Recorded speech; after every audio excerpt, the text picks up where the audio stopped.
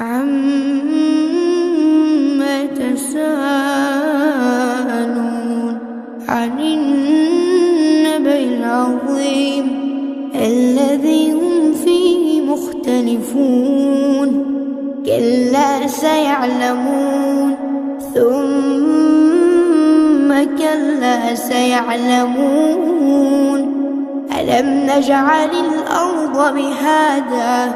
والجبال أوتادا وخلقناكم أزواجا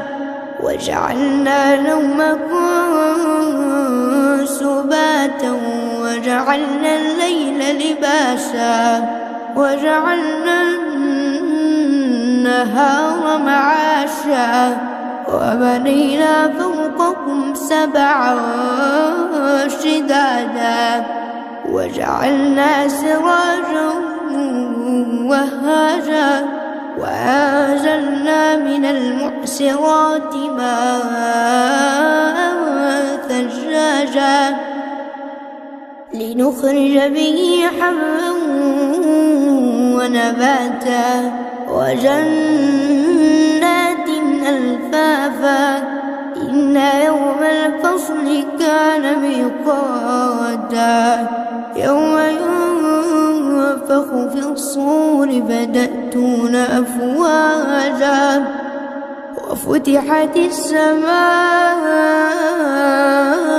فكانت أبوابا وسيرت الجبال فكانت سرابا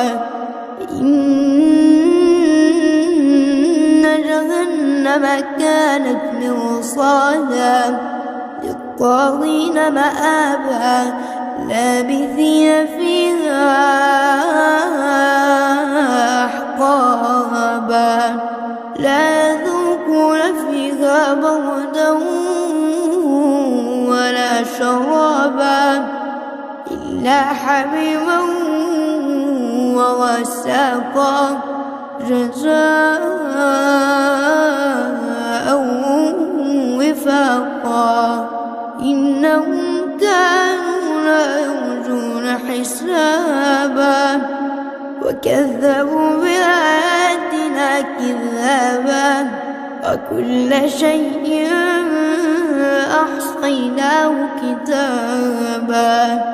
فذوقوا فلن نزيدكم إلا عذابا إن للمتقين مفازا حدائق وأعنابا وكواعب أترابا وكأسا دهاقا لا يسمعون فيها لغوا ولا كذابا جزاء